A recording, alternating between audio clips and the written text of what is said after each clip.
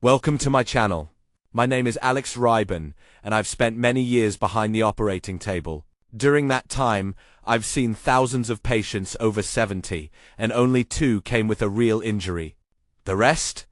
The rest came on their own 2 feet, with their healthy 10,000 steps a day. You're used to thinking that walking is a cure for old age. I'll tell you, as a living pathologist, after 70, walking is either a cure or a slow poison. And today, I'll explain why the race for pedometers has sent more retirees to my desk than ICE. Story 1. I won't name names. Let's just say a 74-year-old woman, a former teacher, very disciplined. She bought a pedometer. She decided, since it's good for me, I'll do 10,000 steps every day. Rain, snow, feeling unwell, it doesn't matter. 8 months later, she came to me with pain in her right hip. The X-ray showed subchondral sclerosis.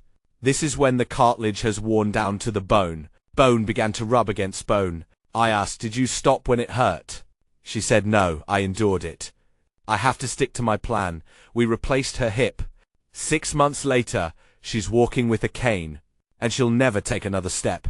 Question for you: do you want pretty numbers on an app or functional legs at 80? Joint pain is not a reason to be a hero. Now let's be honest. What happens to your body after 70?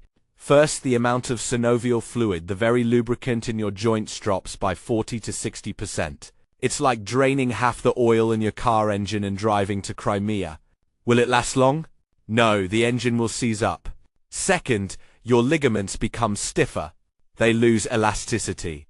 Any monotonous movement, that is, walking, creates micro tears. The body doesn't have time to repair them.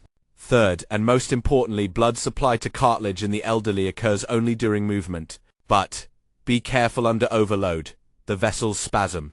The cartilage receives neither oxygen nor nutrition, and it dies. Mistake number 1. You're pumping up your legs with walking, but you're damaging your spine and pelvis. Why? Because normal walking only engages the superficial muscles, calves, quadriceps, glutes, and not all of them, and the lower back.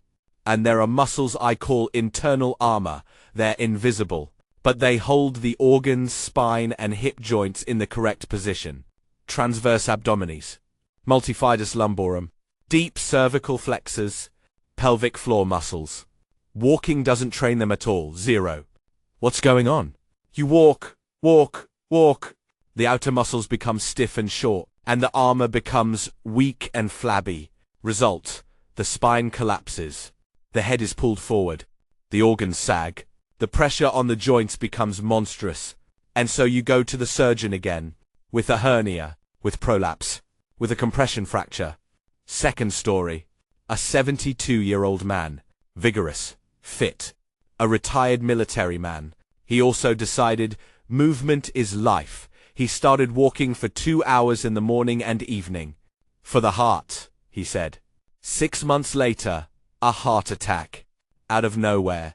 Cholesterol levels are normal. Blood pressure is 130/80. How is that possible? The heart after 70 doesn't need prolonged exercise. It needs short and frequent exercise. This man survived, but he can't walk up to the 2nd floor without stopping. He was killing himself for his health. Are you doing the same? What instead of walking? 3 iron principles. Forget about miles. Here are 3 principles I hammer into my patients' heads.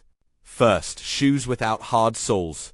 Sneakers with flat, thin soles. Or even barefoot on the carpet at home. Second, breathe only through your nose while walking. If you open your mouth, immediately slow down. This protects against mini strokes. Mouth breathing dries out blood vessels and increases blood pressure. Third, the most important thing is not walking but recovery. If your back or legs hurt an hour after walking, you're not healing. You're crippling yourself. Cut your distance in half. I've already closed 1,000 cases under anesthesia. And you know what people say before surgery? No one says it's a shame I didn't walk enough. They say it's a shame I didn't know. It's a shame I endured. It's a shame I trusted stupid advice. Stop being a sufferer in your own pain. Longevity after 70 isn't about breaking pedometer records. It's about being able to get out of bed, walk to the bathroom, go outside, and smile mindfully, without crunching, without shortness of breath.